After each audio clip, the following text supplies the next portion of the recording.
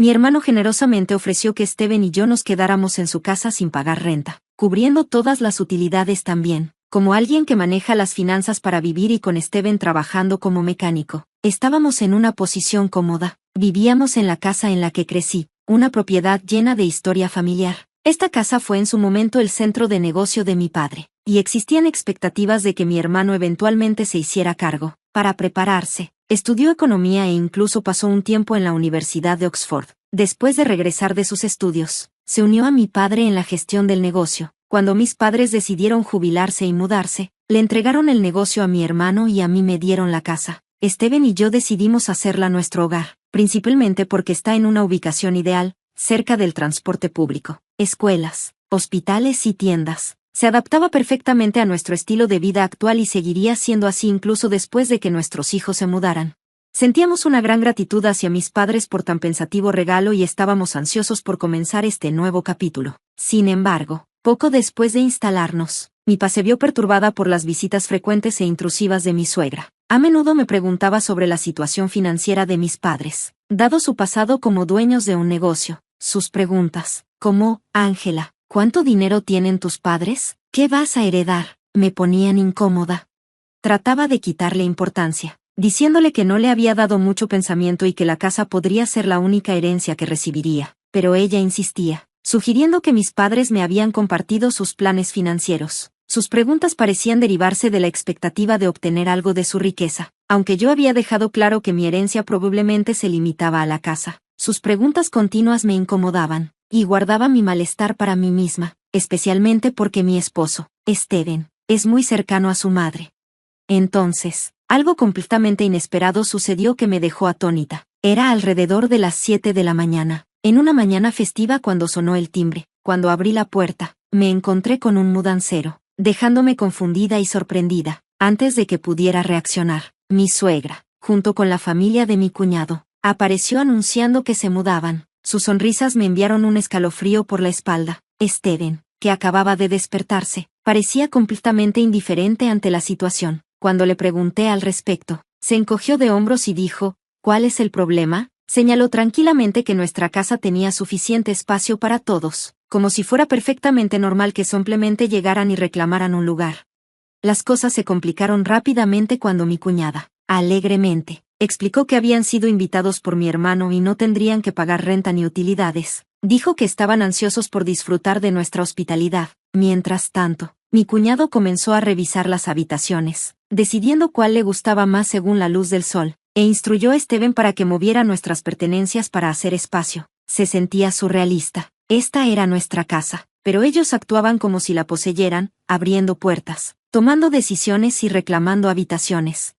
Mi suegra y mi cuñada siempre habían sido muy impositivas, incluso cruzando límites como revisar mi bolso sin permiso. Su comportamiento continuaba invadiendo mi espacio personal, y estaba harta. Esto fue la gota que colmó el vaso. No pude quedarme callada por más tiempo. Firme. Finalmente les dije, esta es mi casa. ¿Por qué actúan como si fuera de ustedes? Ya estoy harta. Quiero que se vayan. Normalmente soy tranquila y serena, pero ver cómo se apoderaban de la casa que mis padres me habían confiado, actuando como si fuera suya para controlar, me empujó al límite, pero en lugar de retroceder, uno de ellos respondió, ¿cómo te atreves a hablarnos así? Deberías ser tú quien se vaya. Luego, de la nada, sentí un fuerte golpe en la mejilla. Al principio no entendí lo que había pasado. Me tomó un momento darme cuenta de que me habían abofeteado. Mi rostro palpitaba de dolor, pero fue el impacto emocional lo que más me afectó. En ese instante, supe que no podía quedarme. No podía vivir con personas que mostraran un desprecio tan evidente. Agarré algunas cosas y, sin mirar atrás, tomé la decisión de irme temporalmente. Encontré un apartamento de renta por el momento. No era ideal, especialmente porque implicaba tener que viajar al trabajo, pero en ese momento, sentí que era la única opción. Una vez que me asenté en el apartamento, llamé a mis padres para explicarles lo sucedido. Incluso por teléfono, podía sentir su enojo y frustración. Mi padre, quien siempre había sido capaz de equilibrar las responsabilidades de ser un CEO estricto y un padre cariñoso, estaba especialmente molesto. Odiaba tener que involucrarlos en esto, sobre todo cuando finalmente estaban disfrutando de su jubilación, pero sentía que no tenía otra opción. Mi casa, la que mis padres me habían confiado, estaba siendo tomada, y no podía permitir que eso continuara, mientras me adaptaba a la vida en el apartamento. No podía dejar de sentir que Steven y su familia se acomodaban cómodamente en mi casa. Animada por los consejos de mi hermano y mi padre, supe que era hora de actuar. Unos días después, durante un descanso en el trabajo, revisé mi teléfono y encontré docenas de llamadas perdidas y mensajes de Steven. Sabía exactamente por qué trataba de contactarme. Era hora de enfrentar la situación de frente, pero esta vez, estaría preparada. No lo haría sola, y tomaría las medidas necesarias para recuperar lo que me correspondía por derecho. Después de pensarlo mucho, decidí desconectar la electricidad y el agua de la casa. La casa dependía por completo de estos servicios, y sin ellos, nada funcionaría. Aún no habíamos instalado paneles solares, así que no había fuente de energía de respaldo. Dada la ola de calor, imaginé que vivir sin agua o electricidad sería increíblemente incómodo. No tardó mucho en que Steven comenzara a llamarme. Pensé que esta acción provocaría una respuesta. Efectivamente, las llamadas comenzaron a inundarme. Justo cuando estaba a punto de rechazar otra durante mi descanso, vi su nombre de nuevo. Oye, ¿qué pasa? No hay luz. El agua no funciona. ¿Cortaste los servicios? Su voz sonaba frenética, y sentí un dolor de culpa, pero sabía lo que tenía que hacer.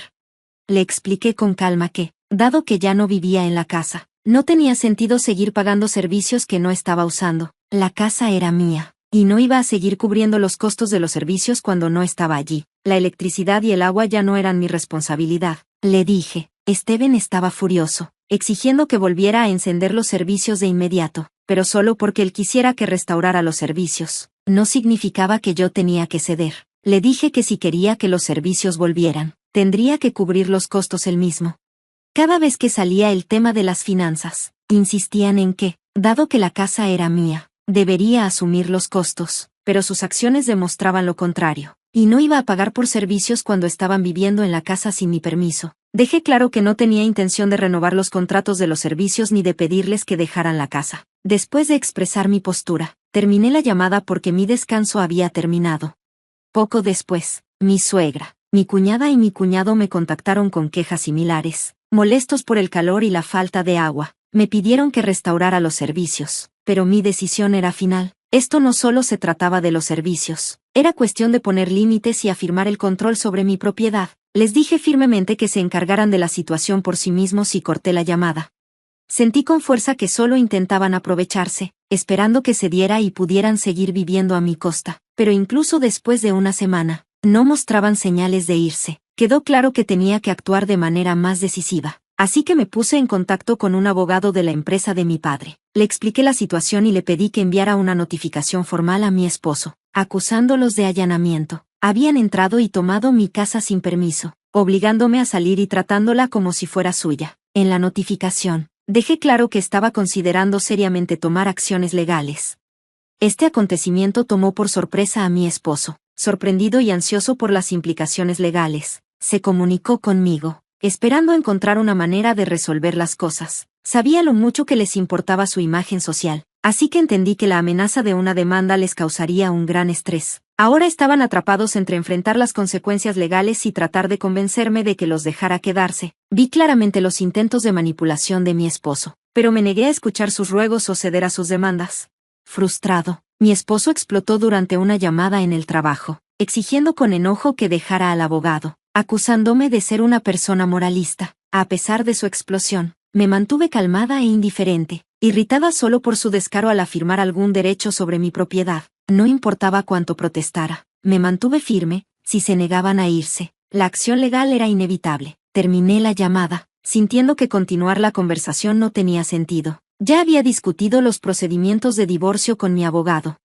Más tarde, encontré llamadas perdidas de mi suegra y mi cuñada, pero elegí no contestar. Bloqueé sus números para evitar más interrupciones. La amenaza de la demanda era demasiado para que la orgullosa familia de mi esposo lo soportara. Dándose cuenta de que no tenían bases para seguir, empacaron y se fueron. Con la ayuda del abogado, las negociaciones del divorcio transcurrieron sin problemas. Contraté un servicio profesional de limpieza para refrescar la casa. Después de meses viviendo en un alquiler, regresar a mi hogar recién limpiado fue increíblemente reconfortante. La paz y la autonomía que recuperé hicieron que todos mis esfuerzos valieran la pena, reafirmando mi decisión de mantenerme firme y recuperar mi espacio. Una vez que me asenté nuevamente, Me di cuenta de que la casa necesitaba algunas reparaciones y actualizaciones. Lo discutí con mi padre, quien me conectó con un contratista confiable. Planear las renovaciones fue un proyecto emocionante, simbolizando un nuevo capítulo en mi vida en solitario. Vivir sola me dio una sensación emocionante de libertad. Podía relajarme en el sofá sin juicio, comer lo que quisiera y disfrutar verdaderamente de la paz. Pero, 5 meses después de esta tranquilidad, comencé a recibir llamadas de un número desconocido. Al principio, pensé que era el contratista, así que lo ignoré, pero las llamadas siguieron. Finalmente, respondí, solo para descubrir que era mi exesposo, alguien con quien acababa de divorciarme y con un acuerdo legal estricto de que no nos contactaríamos nuevamente.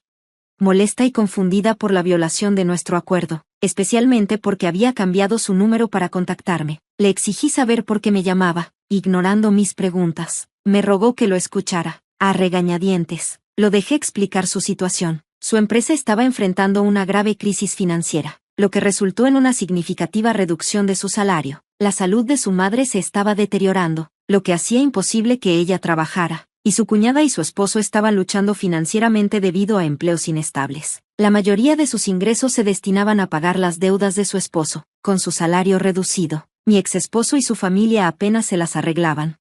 No sentí ninguna simpatía por él. Los recuerdos de cómo irrumpieron en mi casa, la tomaron sin mi permiso y trataron de echarme seguían frescos en mi mente. Sus acciones pasadas, llenas de falta de respeto, hicieron difícil preocuparme por sus dificultades actuales. Le dije que sus problemas eran suyos y le recordé nuestro acuerdo legal de no contactarnos. Al terminar la llamada, no pude evitar pensar lo increíble que era que las mismas personas que me habían tratado tan mal ahora esperaran algo de mí.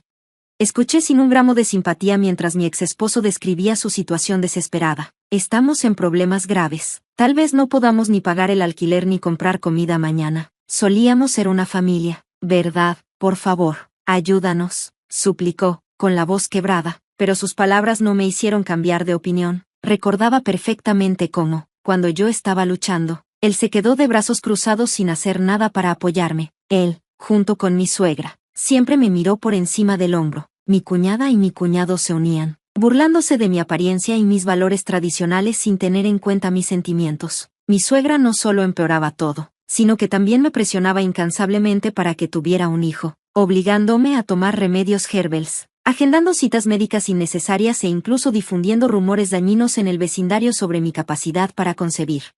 Mientras estos recuerdos afloraban, me quedó claro, nunca hubo un momento en mi matrimonio en el que me sintiera verdaderamente apoyada. Mi ex esposo, que alguna vez fue amable y cariñoso, se había convertido en un títere del control de su madre. Recordé un incidente particularmente doloroso poco después de casarnos. Regresé de una cita para encontrar que mi suegra había visitado nuestra casa, llorando y diciéndole a mi esposo que quería ser amiga mía. Todo mientras me calumniaba a mis espaldas siempre que tenía la oportunidad, tanto en casa como en público. Mi cuñada y mi cuñado se reían de mí, ridiculizando cada uno de mis movimientos. Con un historial así, ¿cómo podría considerar la idea de ayudarlos ahora? No importa lo que digas, mis sentimientos no cambiarán. No puedo ayudarte, dije firmemente, con mi resolución inquebrantable. No permitiría que su desesperación actual me arrastrara de nuevo a su telaraña de manipulación y falta de respeto. Voy a colgar ahora, por favor, nunca me contactes de nuevo. Terminé la llamada y bloqueé el número. Sabía que mi exesposo podría intentar contactarme de nuevo usando otro número, pero estaba lista para mantener mis límites firmes e inquebrantables. El fin de semana siguiente, planeaba cambiar mi número de teléfono para evitar más acosos, pero antes de que pudiera actuar, mi exesposo y su familia rompieron el acuerdo legal que habíamos establecido a través de nuestros abogados. Alrededor de las 10 p.m., llegaron sin ser invitados, golpeando mi puerta y gritando, «Abre, déjanos entrar, te necesitamos, somos familia, ayúdanos». Sus voces ruidosas rompieron la calma de la noche, sin considerar la hora ni la molestia que causaban a los vecinos. En lugar de enfrentarlos directamente, intenté razonar con ellos a través del intercomunicador, pidiéndoles que se fueran y dejaran de hacer un escándalo, pero me ignoraron y siguieron golpeando la puerta, aumentando el ruido. Estaba a punto de llamar a la policía cuando escuché sirenas a lo lejos. Resultó que un vecino ya había llamado a las autoridades. Cuando llegaron la policía, mi exesposo y su familia entraron en pánico, pensando erróneamente que yo había hecho la llamada. Intentaron huir, pero con la multitud de curiosos reunidos, no había escapatoria. La policía intervino rápidamente, escoltándolos lejos. Les di a los oficiales una descripción completa de los hechos, explicando cómo habían irrumpido ilegalmente y causado una molestia. El incidente se difundió como un reguero de pólvora por el vecindario, y pronto la noticia llegó al lugar de trabajo de mi exesposo, donde un compañero de trabajo había sido testigo de la escena. Ya luchando con dificultades financieras debido a una reducción de salario, el espectáculo público y la intervención policial fueron el golpe final a su carrera. Su empleador, enfrentando las repercusiones de sus acciones, decidió despedirlo, sin trabajo y sin poder pagar su alquiler. Las tensiones dentro de su familia llegaron a su punto de quiebre. El arreglo bajo el que vivían se desmoronó, y ahora, mi ex esposo, Steven y su madre viven en una vivienda pública, trabajando en varios empleos a medio tiempo solo para sobrevivir. Incluso su madre, que antes ponía toda su energía en socavarme, ahora está contribuyendo a sus circunstancias reducidas.